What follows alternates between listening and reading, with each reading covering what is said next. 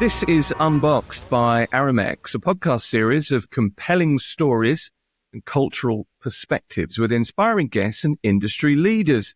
We're telling their stories and hopefully we'll get them to share their most powerful and intriguing pieces of wisdom. Now, this time, if you've ever wanted to go to space, this is for you. Deborah Sass is the co-founder of SpaceVrse, and that is a global competition to send a civilian into space on a $55 million 10-day trip to the International Space Station. She's also the co-founder of SpaceVrse, the universe for space. Deborah, lovely to see you. Thanks for joining us. Very nice to have you. Thank you. Do you know, there's so much to talk to you about space-wise, but I have to kind of start with you because I'm interested in all the stuff. Where'd you go to school? What size shoe are you? Where are you from? Tell me about your career. Give us a Deborah Sass potted history. Thank you. And I will keep it very succinct. Or should I say succinctly, because I'm about to tell you. So Go on. as we talked off camera, I was raised on a council estate in Isleworth in the UK, where I spent the first, I suppose, 10, 15 years of my life. We then emigrated to Perth, the end of the earth in Australia. So after living and going to school in Australia, I moved back to the UK and I got into the media business. Now, when I say media, I mean traditional media, as in newspapers, like the things that are now, well, part of our ancestors, right? Well, they're like really long tweets, aren't they? Like really long tweets. I loved being in the media world. I've worked in television, in radio, in newspapers, as I just mentioned, and I started the Yellow Pages. Yes, when it was a book that you used to hold open the door, as opposed to the online service they now call Yelp. And I get a feeling, if I can just butt in quickly, we probably need to explain the Yellow Pages because there'll be people watching this in yellow, what? Page? Why? How? over to you. I guess Yellow Pages was like, it was a big book of classifieds in a yellow jacket, wasn't it? Really? And people sold ads and that's where you come from. Correct. And I was the youngest person in the company nationally, possibly internationally. I was just over 18 when I got the job. Anyway, that was cool, great experience. And then I, as I say, moved back to the UK and started working for the Mirror newspaper, the Daily Mail, like a bunch of traditional media.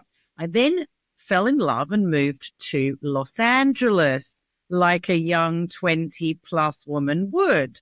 And there Brilliant. I was exposed very quickly to the digital entertainment space. So my partner, of course, being many years older than me, was on the Grammy board. We went to the Oscars. We went to the MTV Awards. We went to the Grammys. We went to the Academies. It was 10 years of exactly what you see on television that you don't really have any relation to, crazy lifestyle. And what I realized was that things like Spotify and Shazam and SoundCloud and all the things that we use today were pioneering and disrupting the entertainment business as we know it. And I met a lot of people all around the world. We would travel.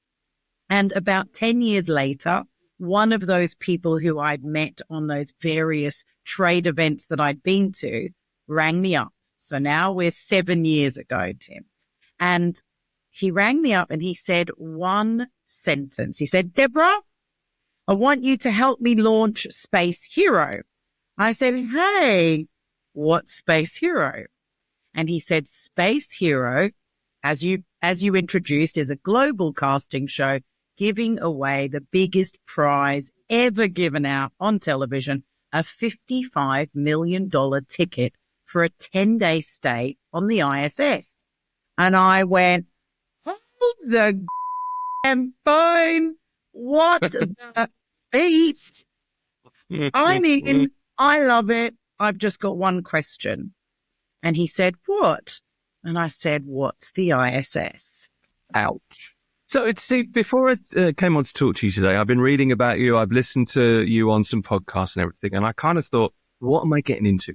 Who is this person? Where does an idea like this come from? Because it is kind of, I don't like this phrase mind-blowing, but it's kind of mind-blowing as an idea. It's really kind of out of this world. Excuse the pun. But you jump into something not knowing what the ISS is. Probably the only person on Earth that doesn't.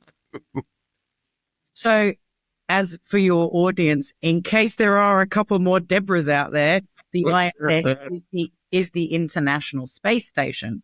But what I understood was media. And what I've been in for the last 2 and a bit decades is the media business.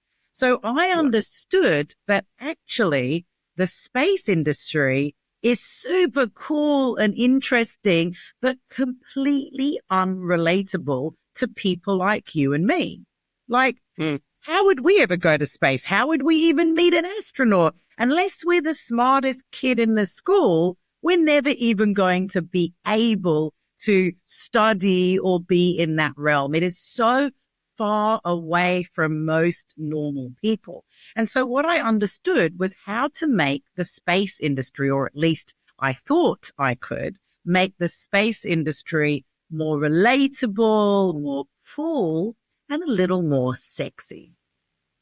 Okay, so how do you start to do that? Because for most of us, it's lots of calculations and it's, okay, a rocket takes off and it gets there, but all the rest of it, none of us understand. Space rovers, Mars rover, the steps on the moon, all very exciting, but there's a disconnect, isn't there, that you have to, I suppose, get over? So, a very good question, by the way, because it is how I thought about space is pretty much how everybody else thinks about space. I am not smart enough to be a rocket scientist or in the military or an astronaut. And I also had no interest in sort of science fiction, which is another pathway to the space industry. You're either a Trekkie or you like Star Wars. So these types of things people talk about in the space industry. So I was literally coming from the outside looking in.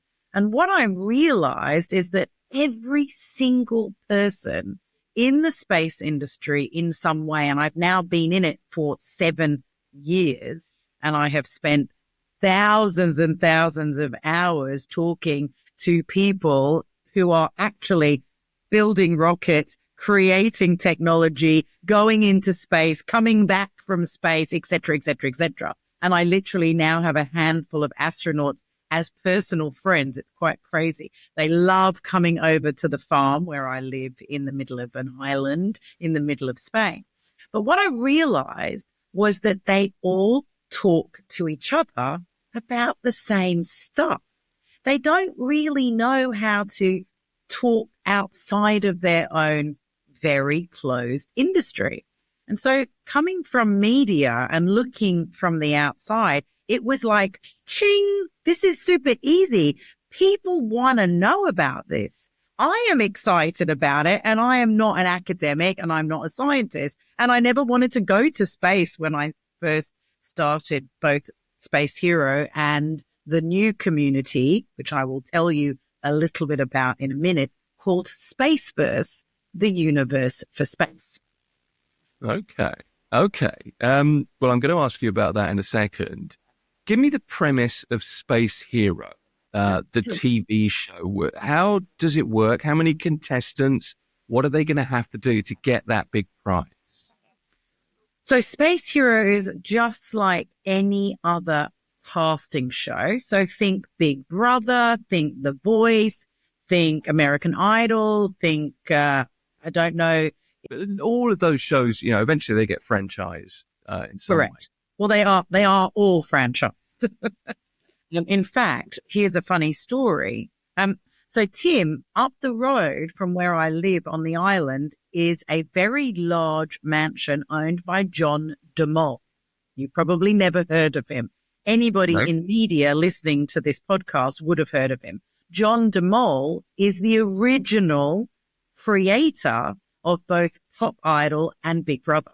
And his company was called Endemol, which is now a multi-billion-dollar organization. So John DeMol had a house. I don't know if he still comes often, but he did live up the road from me here. And this was set up in the 90s, I think, the early 2000s, end of the 90s. And it was exactly what you said. It was a show where you would get 24 contestants. Again, this is a similar format to Space Hero. And it would be a global audience or it could be a national audience. And they would do various things and be eliminated over a period of the 12-week season. And you get it down to 2 or 3. And then the prize would be whatever the prize was. With Space Hero, the prize is a $55 million ticket for a 10-day stay on the ISS. That's what it was. By the way, it is now a Dragon-free flyer because going to the ISS requires you to deal with not 1, but 6 government agencies. So after the first 2 or 3 years, myself and my business partner decided to just go directly to SpaceX and access a ticket on the Dragon-free flyer, which takes 4 people. And that would be basically you'd be orbiting space for 5 days. That ticket is also around the same price. Wow. Okay. So it's the first global opportunity for a non-astronaut, a non-billionaire, most likely, to get into space. And in theory, the whole world is going to watch. So there's no pressure on you at all. No pressure, which is why after 5 years, unfortunately, there hasn't been let's call it the funds raised to buy the ticket to announce the show globally. We had the production, we had the staff, we had the execution, but we didn't have the money to buy the ticket. And if I can be so bold, when you're accessing something at this level, there is no, we want to help, we want to educate, we want to partner with you. No, it is business, business, business. You got the money or you don't have the money. And even though we raised millions and millions of dollars, it wasn't enough to be able to buy the ticket. So the pivot you talked about, which I would love to, if you're okay, for me to talk a little bit, the Space Hero project is still there, but we have pivoted to a community. And in fact, my parent company is based in Dubai. And if I had known you were in Dubai, if I'd figured this all out, I just came back from Dubai, we could have done this in person. Oh, we'll get you back for another podcast. Absolutely. So SpaceVrse, the universe of space, is everything that anybody listening to this show can access for anything to do with space. Very simple. Anything you can read, write, listen, learn, and of course, our favorite, buy, but only in the space business. We are already over 10 million subscribers, and we have literally taken the Space Hero community and grown it some more. And now we are starting to put, and this podcast will be one of them, we are starting to put real, authentic, unique content that comes from the space industry, about the space industry, for the space industry, for the first time ever across all these different platforms. We have YouTube, Instagram, we have 8 different platforms. We have a global audience from over 20, 30, 100 different countries. Whoever wants it's free. It'll always be free. But the content, Tim, is literally the 1,500 companies in over 110 countries that have something to do with the space industry. It's huge. I mean, pulling something like that together, I can't imagine the administrative nightmares. Maybe, you're going through it. But aside from funding, the thing about this is legitimacy, isn't it? I always think that it's about backing. It's about getting all these different space agencies to back you. You need those relationships in the industry, the national space agencies, but there are loads of them. So how can you hope, and I guess you're going through this, how do you bring them all together, Deborah? What a great question, Tim. Thank you. Now, let me ask you a question before I answer that. If you know the answer and you looked it up, that's fine. But how many government space agencies exist in the world? NASA is one. NASA would be the first. I know there's a UK one because that's where I'm from. I'm guessing, I know that India must have one because they've put rockets into space. Right. Yes.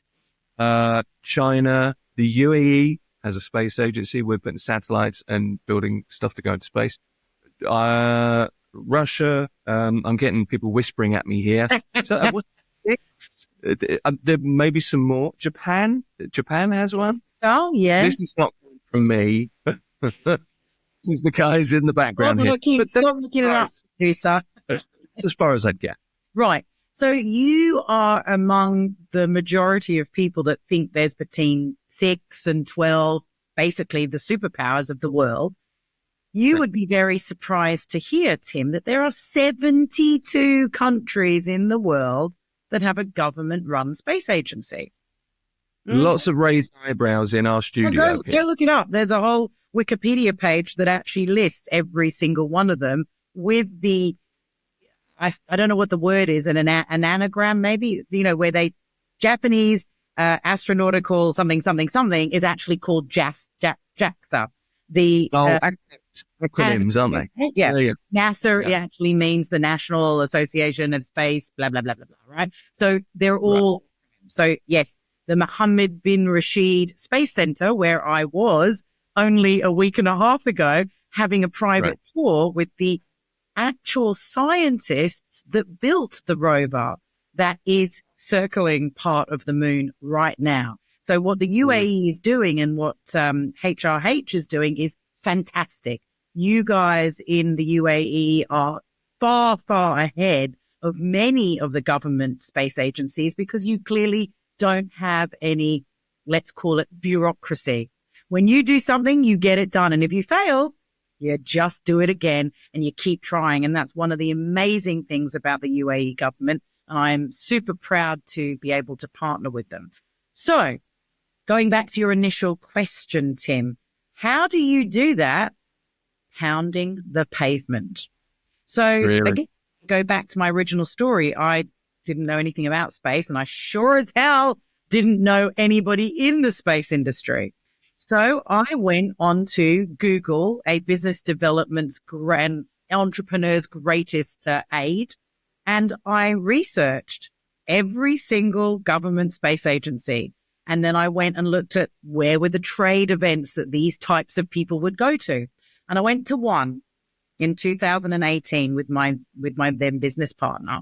And I set up 28 15-minute coffees. I literally went onto the trade website and it was the New Space Luxembourg. Never heard of it.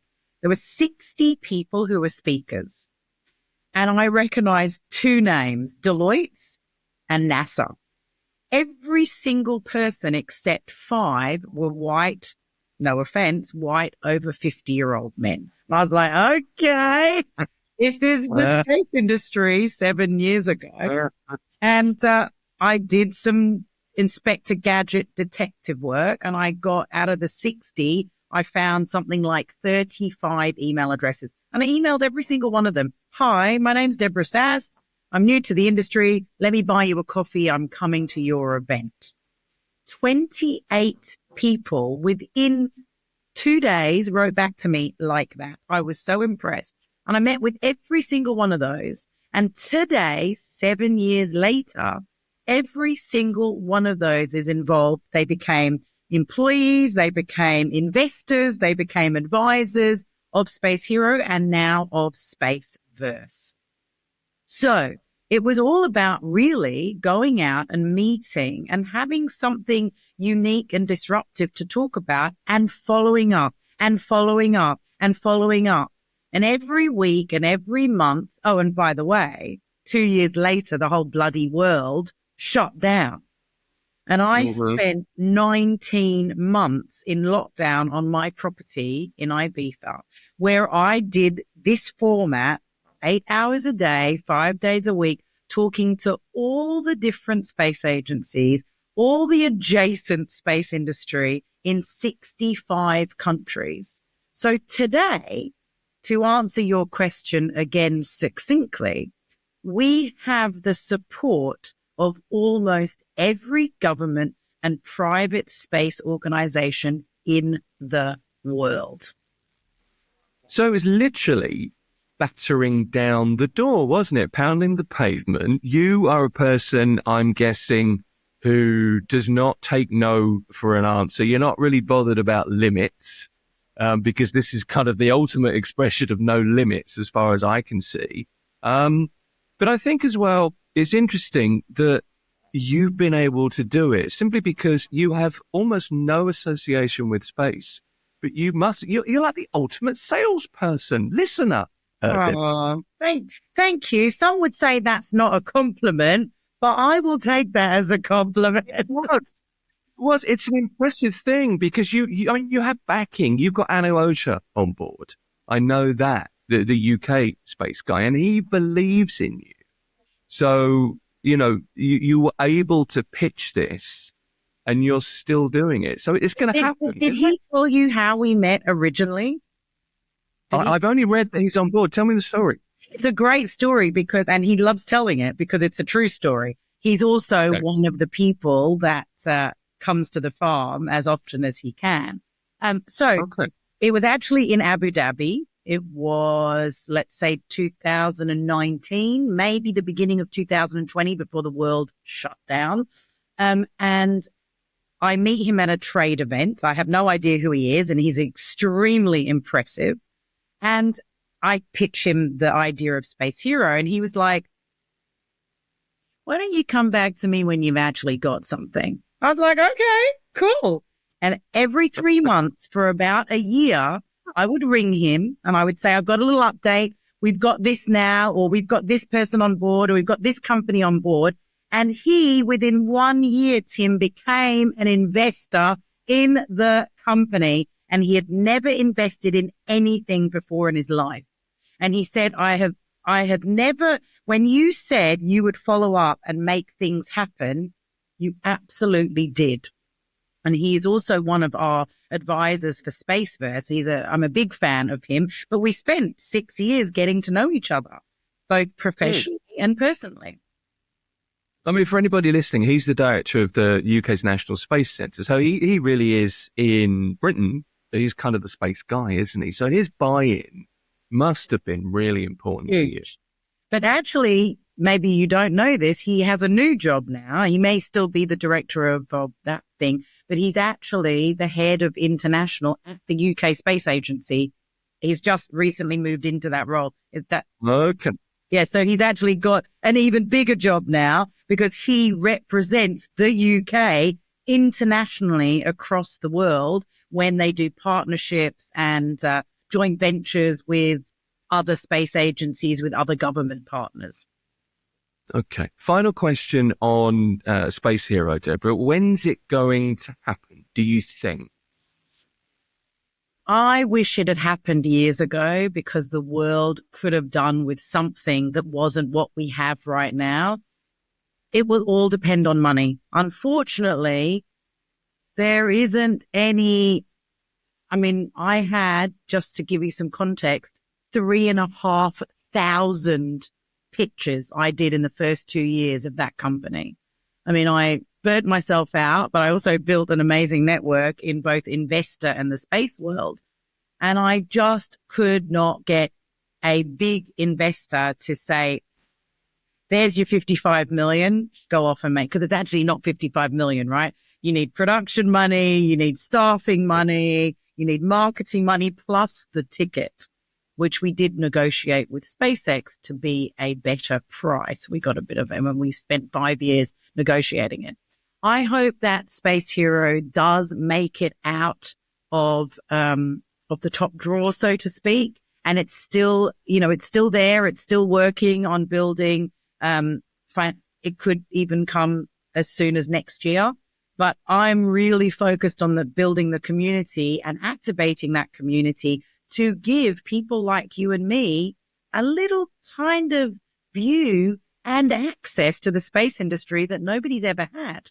By the way, 2 years after we started Space Hero, so 4 years ago, muscle menos, around that, I got an email from Klaus Schwab. Do you know who he is? I do. I was going to ask you about the World Economic Forum. So when you're talking about being a salesperson, the World Economic Forum have a number of boards, very, very niche industry sectors. One is space. And on that board sits 18 people who actually run the space industry.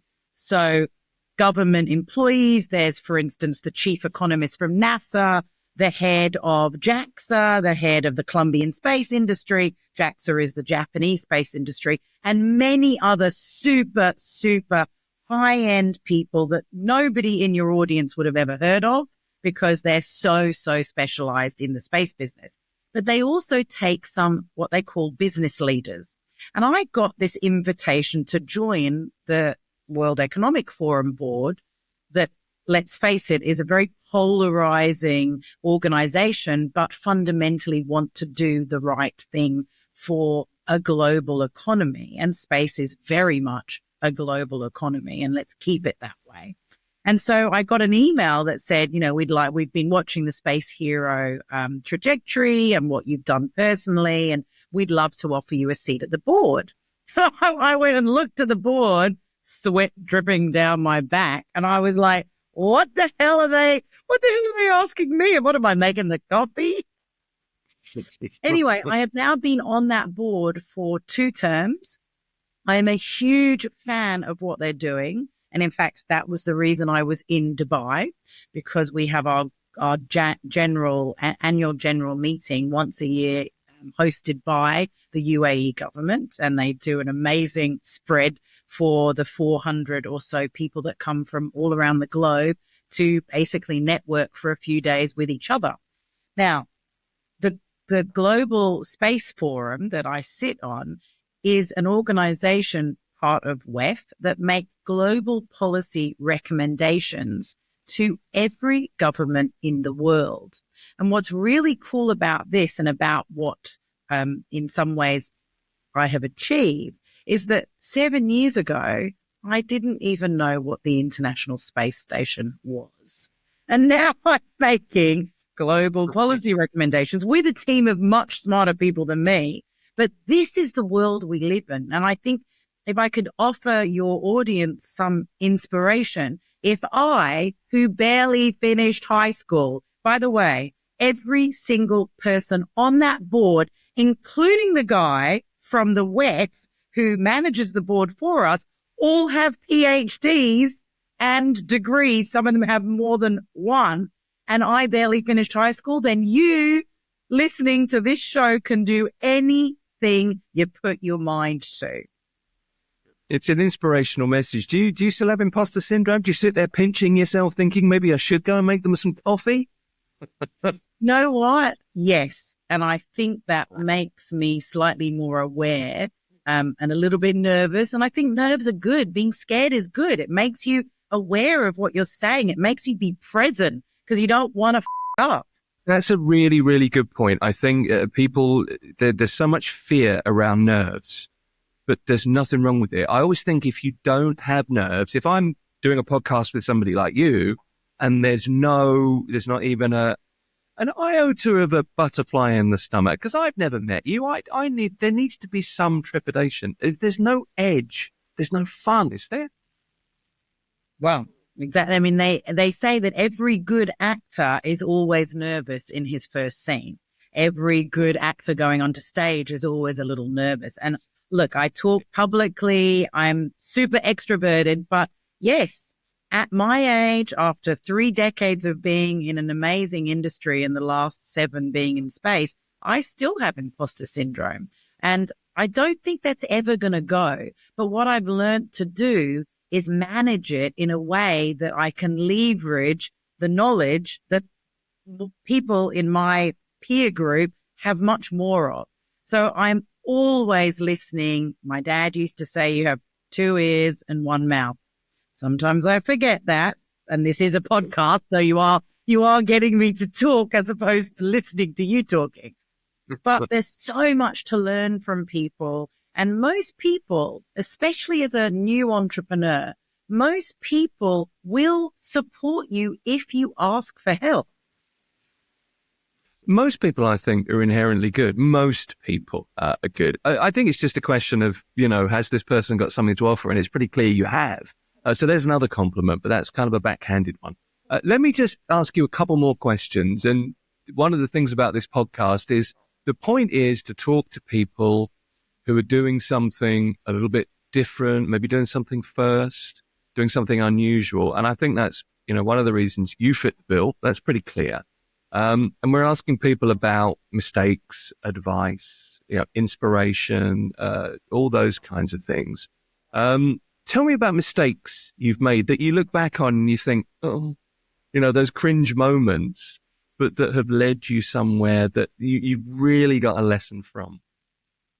There are so many mistakes. I did think about this before we started as to what I could tell you. So the way I'd like to answer that question, Tim, is a little bit different than talking about my mistakes. I want to talk about some situations I found myself in and what I learned from that. Because let's face it, what defines us is how we either get defined or how we use what is defining us to be a better person, a better employee, a better fundraiser.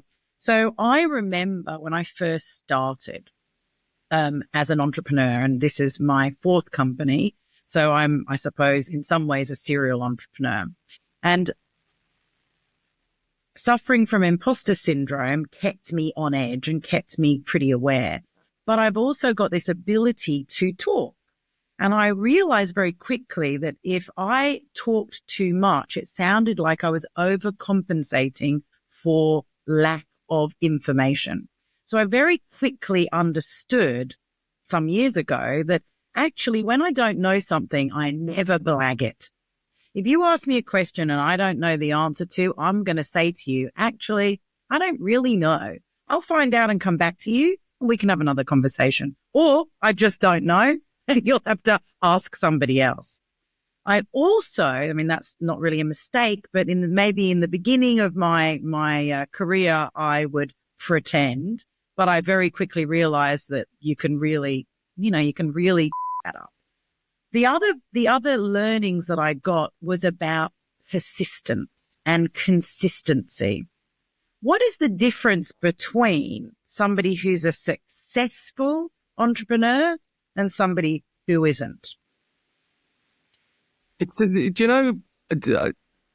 I can't answer that. I really can't, because that's a question that we've asked a lot of people as well. What does success mean to you? And it means a million different things, doesn't it? It could be the health of your children, the great schooling for your kids. It could be a watch. It's 100 million different things. So in my mind, and this is of course only my opinion and from my experience, success is about keeping going. So if you truly believe in what you're doing and you have passion and you have passion and you have passion and you persistently, consistently keep going, you cannot fail. You absolutely cannot fail. Maybe you're not going to make $100 million. Maybe you're not even going to make $10 million. Maybe you're not going to make 100,000, but you keep your idea and your vision and your intention pure. Now, most of the startups that you read about or that you hear about, you probably don't know the years of struggle that they took. And that's what you never see. You just see the top of the mountain. You don't see every single thing, every conversation, every single person. When I pitched the original idea of Space Hero, as I said to you, I pitched 3,500 times. I can tell you right now that 3,000 people basically laughed and said, first of all, it's a great idea, but it's never going to happen. And about 500 people not only probably worked in the industry or donated or invested or became advisors are actually still part of that network today. And some of those people, a majority of those people, are actually in the space industry. They run government and private space companies throughout the world. But can you imagine what it's like? Every 5 phone calls I had, 4 of them were people basically telling me to off, right? So it never stopped me from going again and again. And yes, some days I cried, some days I hated it, some days, but for 5-6 years, I never, ever, ever stopped. And now I run the biggest community in the space industry in the world. So it pays to be persistently consistent, or vice versa, I suppose. Correct. Absolutely. Okay.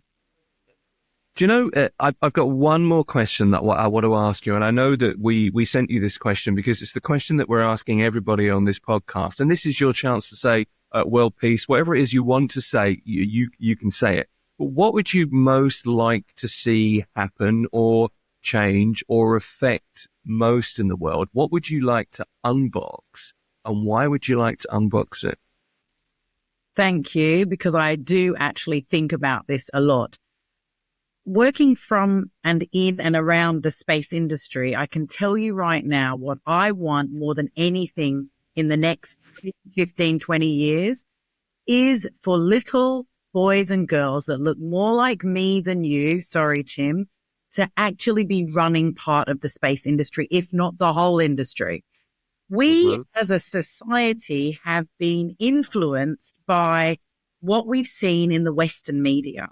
And the Western media literally told us or showed us that anybody in the space industry was of a particular genre, a particular demographic, a particular color, a particular, look. And actually, that's not the space industry at all. I went to an amazing event in Milan, and there were 11,000 people there. It's an event that happens every year in a different country around the world. It's called the International Astronautical Convention, the IAC. And they run an event just for people who work or want to work or students studying the space industry, okay? 11,000 people. Now, 11,000 people all in the space industry, and I can tell you for the first time since I joined it, it actually looked more like me than you. Slightly younger and slightly better looking, but hey, it was about diversity. It was about women. It was about people of color. It was about different, whatever. It just was, and just to follow on from that, Tim, I would love to see, boys and girls that potentially are not the smartest kids in the room being able to relate or have access to, let's face it, the most inaccessible industry in the world is the space industry. Well, everybody needs and deserves a chance, I think. So I'd say that's a pretty wholesome message. This time on Unboxed, Deborah Sass, the co-founder of Space Hero. And also, she's behind SpaceVrse, the universe for space, and she's a member of the World Economic Forum. It's been kind of a revelation talking to you. I have to say thank you for coming on. You are out of this world. And there's a weird word. What is it? Supercalifragilisticexpialidocious. You get all the podcast bingo points. Deborah, lovely to talk to you. Thank you very much. Nice to talk to you too. Thank you, Tim.